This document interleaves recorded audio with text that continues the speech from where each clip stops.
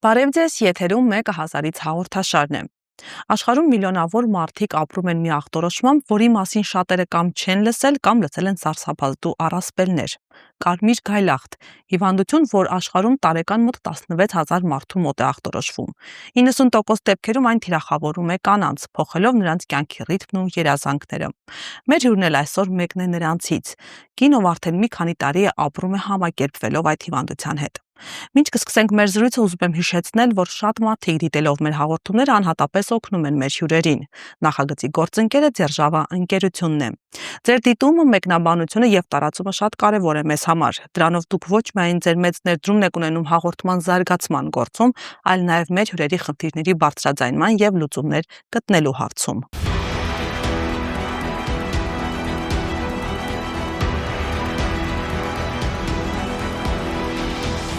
Արմինե ջան, բարև ձեզ, շատ ուրախ եմ ձեզ տեսնել այսօր մեր տաղավարում։ Բարև ձեզ, ես եւս շատ ուրախ եմ, շնորհակալ եմ հրավերի համար։ Ասում են, հիվանդությունը դատավճիռ չէ, բայց այնուամենայնիվ այն ամենօրյա մարտահրավեր է։ Խնդրում եմ պատմեք, երբ եւ ինչպես ձեզ մոտ հայտնաբերվեց այդ կարմիր գայլախտը։ Հիվանդությունը դատավճիռ չէ, տեսականորեն։ Այնինչ գործնականում ճիշտ եք ասում, փոխում է մարդու կենսակերպն ամբողջությամբ։ Ու մենք ունենք երկու ընտրություն, երկու ճանապարհ. ընդունել կամ չընդունել։ Իրականում չընդունելու ճանապարհն էլ փակուղի է տանում, որովհետև ի վերջո ընդունել։ Չկա ոչ մի, այո, այլ ընտրանք։ Մենակ չընդունելու ոչինչի չենք հասնում։ Հիվանդությունը ինձ մոտ ախտորոշվել է բավական երկար տարիներ առաջ, այսինքն ես երկար տարիներ ապրում եմ հիվանդության հետ, անկեղծ ասած, երբևէ չեմ պայքարել, երբևէ չեմ փորձել դեմ դուրս գալ, միշտ համերաշխ ապրում ենք իրար հետ, երբեմն իրարից նեղանում ենք, երբեմն հաշտվում ենք, երբ որ ռեմիսիայի շրջանում եմ լինում։ Եվ քանի տարի է արդեն։ Սովորական մարդկանց պես բավական երկար տարիներ են, պատկերացրեք հաշիվս էլ եմ գործել, երկար ժամանակ է, ամբողջ երիտասարդությունս գայլախտի հետ եմ անցկացրել, հավատարիմ ընկերս է։ Հիմա այսպես ժպիտով խոսում ենք իր մասին, բայց ամեն դեպքում դա հիվանդություն է, որը ժպիտ չի պարգևում։ Ինչպես բացահայտեցիք, ինչ ախտանշաններ ունեիք, ինչ փուլեր անցաք մինչև հասաք այն կետին, որ ձեզ մոտ դրվեց ճիշտ ախտորոշում։ Իրականում դասական սցենար է եղել, հոդացավեր, ջերմության բարձրացում, քաշի կտրուկ անկում, երիկամների ախտահարում, հակաֆոսֆոլիպիդային համախտանիշ, չգիտեմ, այսպես, շղթան այնքան երկար է, որովհետև աուտոիմուն տիրոիդիտ, որովհետև ամեն անգամ, ամեն սրացմանը որևէ նոր հյուր է մեզ գալիս եւ մնում, շատերը ովքեր ունեն գայլախտ, ծանոթ կլինեն իմ նշած խնդիրներին, ինչ եղավ ինձ հետ, բացի սարսափելի ցավերը, ջերմության բարձրացումը, նաեւ ու սա ինքանով է հետաքրքիր, որ միանգամից չի լինում, հետո բուժվում, ասենք ինչպես շատ հիվանդություններ, այնպես է որ գայլախտը ժամանակ առ ժամանակ այցելում է ու ամեն այցելության ժամանակ հնարավոր է նախորդից շատ ավելի լուրջ խնդիրներ առաջանան։ Դրա համար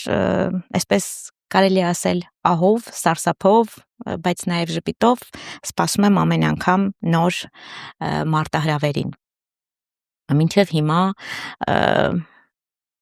գայլախտս, անկեղծ ասած, ես այդքան էլ չեմ սիրում այս գայլախտ անունը, շատ սիրում եմ միջազգային լուպուս անվանում եմ, մի քիչ ավելի մեղմ է, լուպուսը ինձ կարելի է ասել տարավ դժոխք հետ բերեց, ինչ էր ինձ հետ կատարվել, այսինքն ինչ չկատարվեց, տեղի ունեցավ երիկամների ախտահարում, անոթների ախտահարում, ամբողջ ընթացքում ծանր դեղորայք, ընդ որում գայլախտի մի շատ հետաքրքիր դրսևորում եւս ես ունեմ, որ շատ եզակի է, ոչ բոլորն ունեն, ես դեղորայքային անտանելիություն ունեմ, ոչ բոլոր դեղորայքն եմ ընդունում, ինչ որ ցուցված է գայլախտի ժամանակ, ու դա լրացուցիչ խնդիրներ է ստեղծում ինձ համար եւ ոչ միայն ինձ համար, նաեւ բժիշկների համար եւ դժվարացնում բուժման process-ը, որովհետեւ երբ որ գայլախտ ունեցող մարդուն բուժում են որոշակի դեղամիջոցներով իմ պարագայում մենք չգիտենք այդ դեղամիջոցներն ինձ կբուժեն, թե ավելի կսրացնեն իմ վիճակը։ Պայմանականորեն կոչում եմ դա ալերգիա, բայց իրականում ալերգիա չի, ուղղակի սրանում է հիվանդությունը ու չի ընդունում այն դեղորայքը, որոնք ցուցված են։ Ու դա բերում է բնականաբար կրկնակի, եռակի, տասնակի դժվարություններ։ Այդ դժվարությունների ճանապարհին կորցրեցի մատներս կտրեցին, որովհետև գանգրենա էր առաջացել հիվանդության բարդացումից, ունեցա երիկամների ախտահարում, էլ ինչ ունեցա, ամեն ինչ որ հատուկ է գայլախտին ու ամենածանրը անկեղծ ասած ոչ թե դրանք էին, այլ բուժման ընթացքը, որովհետև ես ընդունում եմ այն դեղամիջոցը, իմ օրգանիզմը ընդունում է միայն այն դեղամիջոցը, որը բավական ագրեսիվ է ու ոչ բոլորին են անում են ամենածանր դեպքերում ու շատ սարսափելի կողմնակի հետևանքներ են լինում ու ես օրերով պառկած եմ լինում սրտխառնոցով, մի խոսքով այդ փուլերը անասելի դժվար են, բայց դրանք անցողիկ փուլեր են։ Իսկ ախտորոշումը միանգամից դրվեց։ Ախտորոշումը ի ուրախություն ինձ, որովհետև ինչի եմ ասում ի ուրախություն ինձ, որովհետև ունեմ շատ ծանոթներ, ընկերներ, որոնք երկար տարիների սխալ բուժումներից հետո նոր եկել են այդ ախտորոշմանը։ Այո, իմ պարագայում գոնե բախտս բերել է, որ այո, ախտորոշումը միանգամից դրվեց, միանգամից բուժումներին անցանք, ուղղակի շատ դժվար էր ենթարկվում իմ պարագայում։ Հետո որոշեցինք, որ պետք է գնանք արտերկիր բուժման նպատակով, որովհետև չգիտեմ, մտածում էի, որ հրաշքներ են լինում Գերմանիայում։ Պարզվեց, որ չէ։ Հրաշքներ չեն լինում, որովհետև ամեն դեպքում շատ կարևոր է օրգանիզմի արձագանքը եւ անկախ նրանից դու Գերմանիայում ես, Հայաստանում ես, որտեղ ես, ուղղակի մոտեցումը պիտի ճիշտ ընտրվի, իսկ այստեղ ինձ ճիշտ մոտեցում էին ցույց տալիս, ամեն դեպքում գնալուց հետո հասկացա։ Արմին, հրաշքը ձեր մեջ է տեղի ունեցել, հա, որ դուք կարողացել եք այդքան հեշտությամբ չասեմ, բայց լիովին համակերպվել այդ հիվանդության հետ, ապրել այդ հիվանդությամբ առանց իրեն այսպես մեծ տեղ կամ դեր տալու հիմա գոնե ձեր խոսքից, ձեր ժպիտից, ձեր շարժու ձևից ես այդպես եմ հասկանում, ընկալում։ Եթե սխալ եմ, ուղղեք ինձ։ Չէ, իհարկե, ճիշտ եք ասում, բայց ես նորից անդրադառնամ իմ ասածին, որ ամեն դեպքում ցանկացած խնդիր մեր ընկալումից է կախված, ցանկացած խնդրի բարդություն։ Դրա համար ես նախընտրում եմ, երևի մարզել եմ ինձ, ես չգիտեմ, իհարկե այնպես չի, որ որոշեցինք վերջ, այսօրվանից այսպես ենք ընկալում։ Հավանաբար ինքս ինձ հետ աշխատանք եմ տարել ու այդ աշխատանքը երևի ճիշտ եմ տարել, որովհետև կարողանում եմ ապրել չչարանալով, չմեղադրելով, այսպես։ Ու հետո մի շատ հետաքրքիր բան կա, ես շատ կուզեմ դրա մասին խոսել, շատ կուզեմ անմիջականորեն բնականաբար կապված հիվանդության հետ։ Մեր հասարակությունը մտածում է, որ եթե մարդը ունի խնդիր, հիվանդ է, այս հիվանդ բառը շատ չեմ սիրում, բայց բոլոր դեպքերում էդ է։ Այլ տարբերակ չունենք։ Եթե մարդը հիվանդ է, ուրեմն պիտի ինքը լինի շատ փնթի, անխնամ, չգիտեմ, հիվանդի տեսք ունենա։ Հիվանդի տեսքը հենց այդ եմ ասում։ Հիմա ես չգիտեմ հիվանդի տեսքը իրականում որն է։ Ինձ համար հիվանդի տեսք հատուկ գոյություն չունի, որովհետև ցանկացած իրավիճակում մարդ կարող է խնամված լինել, հա, բայց մեր հասարակությունը չգիտես ինչի ուզում է, որ դու լինես փնթի, անխնամ, չգիտեմ, տխուր, դեպրեսիվ, չարացած, ու երբ որ դու այդպեսին չես, մտածում են, հա, դե լավ, էս ինչ է, որ 15 թվականին դե գայլախտային հիվանդությունն է, օտոիմուն հիվանդությունների շարքում, որ այո, հաշմանդամության կարգ է հասնում, մանավանդ երբ որ ծանր տիպի գայլախտ է, ու երբ որ ես 15 թվականին դիմեցի կարգ ստանալու համար, աշխատում էի դպրոցում, դպրոցից անմիջապես հետո եկել եմ թղթերս հավաքած, որպեսզի ներկայացնեմ, նշանակվի արդեն քննությունը, այդտեղ մասիվում էր Այդ ժամանակ այդտեղ էի հաշվառված։ Այդ մարդը, որ գործերն ընդունում էր, այսպես նայեց ինձ ոտքից գլուխ չափեց, թե ինչի եմ շեշտում աշխատանքից էի գալիս, որովհետև բնականաբար աշխատանքի պիտի գնաս, կազմ պատրաստ, ոչ սպորտային, նորմալ վիճակում։ Այսպես նայեց, ասեց. բայց տեսքդ շատ լավն է, քեզ ինչ ա եղել, որ քեզ կարգ տանք։ Ու այդտեղից մի տեսակ մոտս բան առաջացավ, այսպես պայքարի ոգի ասեմ։ Ես անկեղծ ասած այդ ժամանակ շատ դեղնակտուց էի, շատ վախեցած էի, չգիտեմ ինչից։ Մի տեսակ չի ուզում բարձրաձայն, չգիտեմ ինչ էի մտածում։ Ամեն դեպքում ինքնավստահ չէի, որ ասեի ինչս է պակաս, ու տենց լուր դուրս եկա, մտածելով, հա էլի իսկապես ինչս է պակաս, որ ինչի՞ս է պետք է։ Ու այդպես տարիներ շարունակ չստացա, էլի չդիմեցի կարգի համար, մինչև որ արդեն դիմեցի, բնականաբար ինձ հասնում է կարգ։ Ինչի համար այդ շեշտեցի, որ ձեզ ցույց տամ, որ հասարակությունը չգիտես ինչի չի ընդունում ուժեղ մարդկանց, ուժեղ բոլոր առումներով, թե արտաքնապես, թե ներքուստ, երբ որ դու ժպտում ես, չի ընդունում։ Դե եթե դու ժպտում ես, ծիծաղում ես, ուրախ ես, ուրեմն ամեն ինչ լավ է, ինչ ա եղել։ Էլի լավ է, Աստծուն փառք, բայց խնդիրը մեր պայքարի մասին կարծում եմ գիտենք մենակ մենք։ Եվ սա միայն գայլախտին չի վերաբերում առհասարակ առողջական խնդիր ունեցող ցանկացած մարդու, որին տրվում է շատ բարդ փորձություն։ Ի վերջո, իմ փորձությունը, եթե ես լացեմ, նվնվամ, ասեմ, ով է ինձ օգնելու տանել։ Ոչ ոք։ Այդ դեպքում ո՞րն է խնդիրը։ Այո, մեր հասարակությունում, մեր աշխարհում սովոր են խնդիրը ընկալել, ընդունել այն դեպքում, երբ աչքով, անզեն աչքով տեսանելի է, հա, այսինքն կլինի գիպս, սայլակ, տեսանելի, հա, որևէ խնդիր։ Գայլախտը ինքը աուտոիմուն հիվանդություն է, այսինքն երբ որ մեր իմունիտետը սկսում է աշխատել մեր դեմ, պաշտպանելու փոխարեն։ Ինձ հետաքրքիր է ձեզ մոտ եղել են դավաճանված լինելու զգացողություններ օրգանիզմի կողմից, հա, ինչ է նշանակում ամեն օր արթնանալ մի մարմնում, որը քեզ դավաճանել է։ Տեսեք, նախ այդ որ ասում եք արտաքին փոփոխություններ ինձ մոտ էլ եղել են, այդ որ աչքով տեսանելի են, որ ես կոնկրետ խնդիր ունեմ։ Երբ որ հորմոններ ես ընդունում հազարավոր միլիգրամներով, դու ուռում ես անկախ քո կամքից։ Ու դա չաղանա չի ընկալում որպես խնդիր, որտեղ մտածում է ուղղակի գերեք։ Բայց դուք ուղղակի չեք պատկերացնի, թե ինչ անհամաչափ ուռածություն է լինում։ Ուղղակի անզեն աչքով անհնար է չնկատել, որ դա հորմոնների ազդեցություն է, որտեղ դա բնական գիրություն չի։ Այդ ալինում ի վերջո մաշկային դրսևորումներ են լինում, իսկ ինձ մոտ եղել են, բայց դե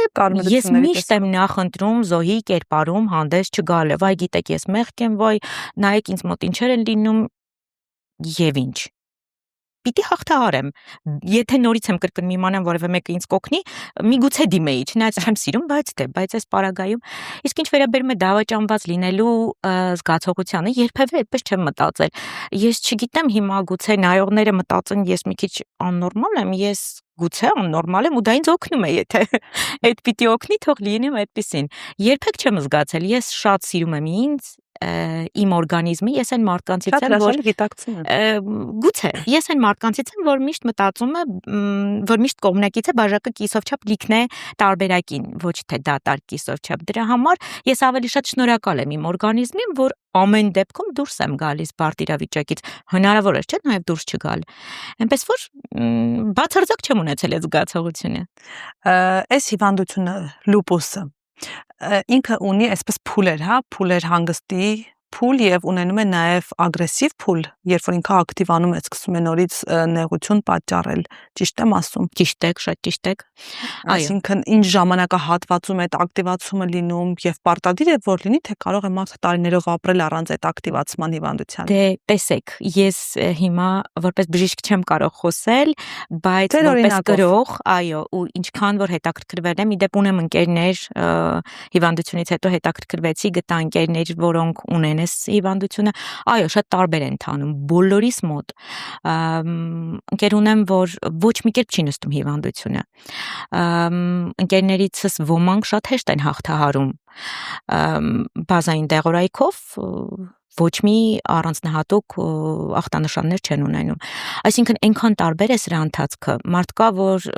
որի մոտ կարող է քնել երկար տարիներ հիվանդությունը։ Իսկ իմ պարագայում բավական երկար ժամանակ ինքը ակտիվ էր, բավական երկար։ Իմ ռեմիսիաներն իրականում ինքան կարճատև են եղել ու հենց այդ ռեմիսիաների ժամանակ երևի ռեմիսիաները հանգստի փուլերն են, այո։ Ու հենց այդ հանգստի փուլերի ժամանակ է, որ համ հանգստանում ես, համ ուրախանում ես,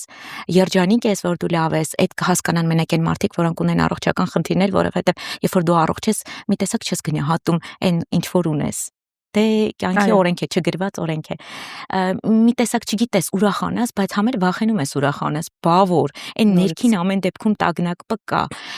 Բայց ես վերջում որոշել եմ այդ տագնապի հետ էլ աշխատել,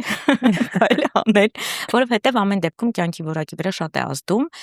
անգամ այդ տագնապը ու այո ես հավատում եմ որ այդ սպասումը այդ տագնապը էլի կարող է իրեն հետ բերել պիտի իրեն ուղակի բացարձակ մոռացության մատնես չչարանալով անպայման այս չչարանալը բանալի բառն է բանալի գործոնն է որովհետև ցանկացած պարագայում բացասական էմոցիաները իմ հետազոտություններ ոչ գիտական հասկանալի է որ իմ ապրածի հիման վրա բերել են նրան որ վատ էմոցիաները միևնույն է ազդում են հիվանդության կարծում եմ ցանկացած հիվանդության վրա են ազդում դրա համար պիտի կարողանանք չչարանալ պիտի կարողանանք ընդունել այն ինչ ունենք Վերջին անգամ երբ է ագրեսիայի փուլ եղել ձեզ մոտ ինչքան ժամանակ է մի տարի առաջ եմ ավարտել շատ ագրեսիվ տեղորը հիմա էլ իհարկե ընդունում եմ տեղերս պարտաճանաչ ձևով ստուգումների եմ գնում բայց մի տարի է որ ոնց որ հանգստացել է հիվանդությունը մինչև այդ ամեն ամիս պարտադիր երիկամային ախտահարումով էր այս փուլը ընթանում ամեն ամիս տեղորայք այդ ամսվա մի 5-6 օրը շատ վատ Նրանից հետո նույն ուրախ ապրելու պատրաստ փուլը ագրեսիվ փուլը անցնում է որևէ կերպ ձեզ նեղություն չի պատճառում ձեր կյանքի որակի վրա չի ազդում տեսեք կյանքի որակի վրա միշտ է ազդում որովհետև պարբերաբար ունենում ենք ցավեր ես այնքան հեշտ եմ ներկայացնում բոլորին դրա համար պատկերացրեք շրջապատում որևէ մեկը չի ընկալում որ ես խնդիր ունեմ ու ես շատ ուրախ եմ դրա համար ես ինքս չեմ ուզում բնականաբար անընդհատ ցավեր ես ունեմ հոդացավեր ես ունեմ անգամ ռեմիսիայի շրջանում այո իհարկե լինում են շատ ցավեր լինում է ուժերի հատնում թուլություն մազաթափություն չգիտեմ, այնքան երկար է այս շարքը, որ իրականում անիմաստ է թվել, որովհետև միևնույն է, այդ ամեն ինչը ես ի ցույց չեմ դնում։ Ինչպես եք հաղթահարում։ Դուք նաև հիմա աշխատում եք։ Բավականին ակտիվ կյանքով եք ապրում։ Դե կարելի է ասել ակտիվ կյանքով եմ ապրում, փորձում եմ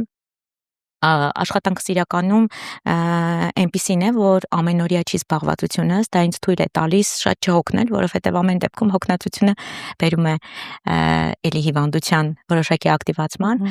որոշակի օրերի եմ աշխատում, դասավանդում եմ, այո, փորձում եմ ակտիվ լինել հնարավորինս, որովհետև ակտիվությունը իմ դեղն է։ Ես ինքս որոշել եմ, որ Այո, ակտիվությունը իմ դեղն է, լավատեսությունը իմ դեղն է, ժպիտը իմ դեղն է, սիրված լինելն ու սիրելը իմ դեղն է։ Դրա համար ես օգտվում եմ անվճար այդ բարիքներից։ Բացի վճարովի դեղերը։ Իսկ եղել օրինակ աշխատանքի ժամանակ լինի այդ ագրեսիայի փուլը ոնց եք հաղթահարել։ Դե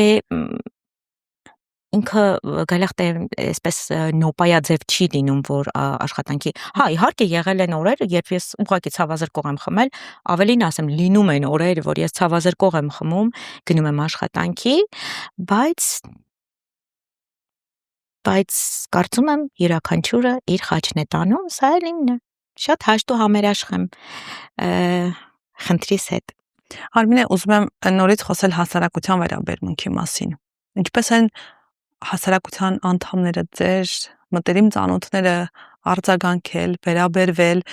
հուսադրել են, թե ճիշտ հակառակը, ունեցել եք մարդկանց ում հետ դադարեցրել եք շփումները միգուցե առհասարակ, հա, եւ մոտ մտերիմ շրջապատի մասին է խոսքս, եւ անծանոթների մասին է խոսքս, ովքեր իմանում են ձեր խնդրի մասին, ինչպիսին է արձագանքը։ Այս այն հարցն է, որի իմ ամենասիրելիներից է, ինչի, որովհետև առհասարակ ինչի եմ ես խոսում այս մասին, հենց դրա համար, որովհետև դե աշխարհում շատ մարդիկ կան, որոնք ունեն դժվարություններ, ու ամեն մեկը յուրովի է տանում, բայց ես որոշել եմ, ընտրել եմ խոսելու տարբերակը, որ փոխեմ այդ կարծրատիպային մտածելակերպը։ Հնարավորինս փոխեմ, ես չգիտեմ, մտածում եմ գուցե իմ խոսելով կարող եմ փոխել։ Այո,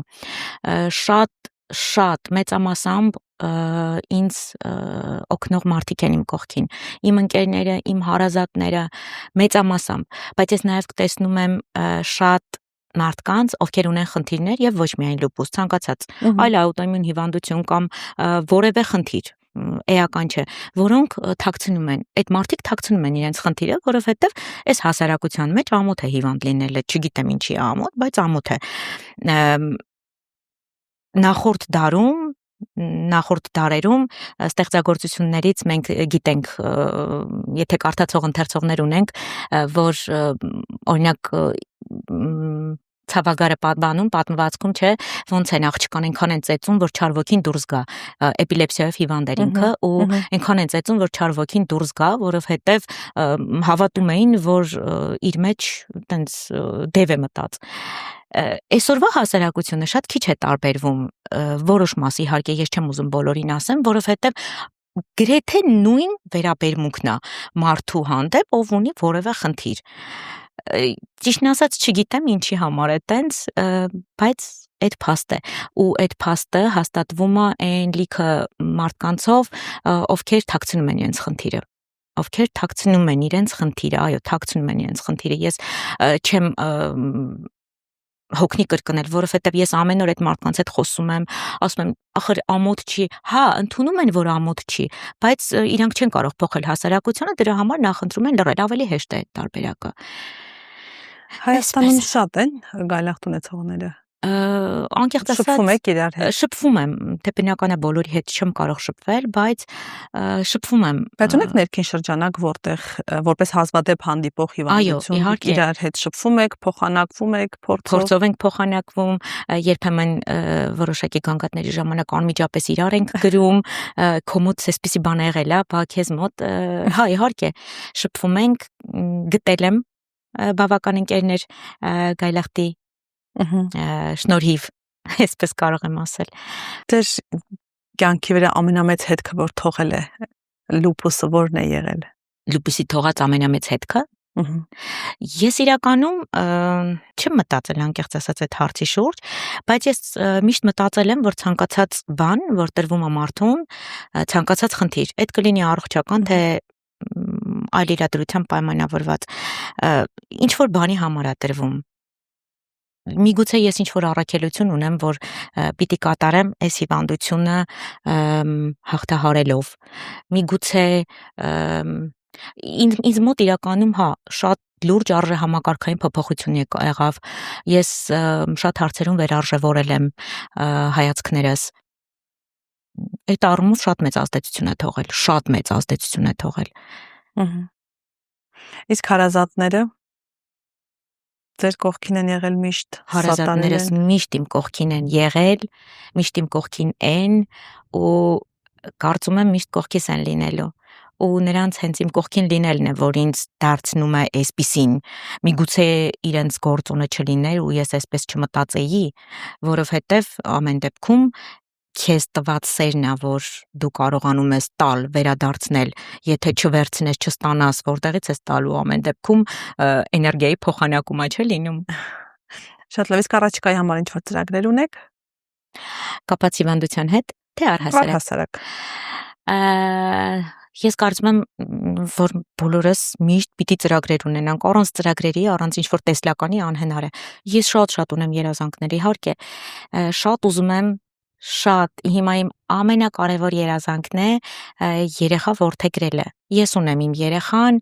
իմ տղան 14 տարեկան է արդեն, բայց երկար տարիներ ինձ հանգիստ չի տալիս այդ միտքը։ Հետաքրքիր է ինչու։ Չգիտեմ ինչու, անկեղծ ասած չգիտեմ ինչու, որ այսպես մտածեմ հատուկ պատճառ կա, չեմ գտնի այդ պատճառը։ Զուտ միշտ երազել եմ։ Միշտ ասելով այս վերջի տարիներին երազել եմ։ Երբեմն ցանկությունները չունեն պատճառներ, երբեմն ցանկությունները ուղղակի իրենցով են։ Ու վերջ։ Մի վերջին հարց եմ ուզում տալ։ Այս հիվանդությունը ձեր մեջ, ձեր մարդ տեսակի մեջ ինչը փոխեց։ Ձեր մտածելակերպի մեջ գուցե Ինձ հիմնովին փոխեց հիվանդությունը, որովհետև ես լրիվ այլ տեսակ մարդ էի, հիմա դարձել եմ ուրիշ։ Ես չեմ ուզում որակումներ տա, ես լավն եմ, վատն եմ դարձել, վատն եմ, լավն եմ դարձել, բացարձակ դրա մասին չի խոսքը։ Ես ուղղակի զգում եմ, որ հիվանդությունը ինձ օգնել է գնահատել ամեն ինչ, ցանկացած բան։ Օրը, որ ես անցկացնում եմ, ժամերը, որոնք առանց ցավերի են, մարդկանց, ում ես վայելում եմ, ուղղակի արևը, որի համար ես խենթանում եմ ու որ ինձ այդքան արգելված է, ամեն ինչ օգնել է գնահատել։ Ես անկեղծ ասած այսպեսին չեմ եղել, դե իմ շրջապատում շատ մարդիկ կան, որոնք իներցիայով են ապրում, որպես վատ առումով չեմ ասում։ Ուղղակի այդպես կյանքը ապրում են, որովհետև պիտի ապրեն։ Ինձ մոտ այդ գնահատել է սովորեցրել։ Հիվանդությունը օգնել է ինձ գնահատել։ Այլ կերպ ընկալել աշխարհը, այլ լույսի ներքո։ դուք սիրում եք կյանքը, Ես ինչպես կյանքը երբևէ։ Անասելի եմ սիրում։ Ես կյանքը միշտ եմ սիրել, ուղղակի հիմա ավելի հասուն կերպով եմ սիրում։ Եթե առաջ սիրել եմ, որը ինչպես ասենք սիրում ես, չգիտեմ, ինչ որ բան, որ պիտի սիրես, հիմա ես գիտակցաբար եմ սիրում այս կյանքը։ Ես խենթանում եմ կյանքի համար։ Ես ֆանատիկորեն եմ սիրում կյանքը, չգիտեմ էլ ոնց ասեմ, էլ ոնց էլ խոստովանեմ կյանքին, որ ցույց տա այն, ինչ ես զգում եմ իր հանդեպ։ Իսկապես ես շատ եմ սիրում կյանքը։ Մարդիկ կան, չէ, որ ասում են, «Ոայ դե լավ ես չեմ կարողանում հասկանալ մարդկանց, որոնք հոգնում են կյանքից»։ Իսկապես չեմ կարողանում։ Ձեզ բազմապիսի հաճելի պահեր եմ մաղթում կյանքում, վայելեք այն կյանքը, որը ձեզ տրվել է։ Ես էլ եմ շնորհակալ զրույցի համար, հետաքրքիր էր շատ։ Ես հիշեցնեմ, որ մեր հյուրը Արմինեն էր, ով արդեն մի քանի տարի ապրում է գայլախտ հիվանդության հետ։ Դուք եւս կարող եք հաղորդման մեկնաբանությունների դաշտում գրել ձեր պատմությունը։ Մենք պատրաստ ենք այն եւս ներկայացնել։ Նախագծի գործընկերն է Ձերժավա ընկերությունը։ Բազմաթիվ մարդիկ դիտելով այս հաղորդումները անհատապես օգնում են մեր հերոսներին։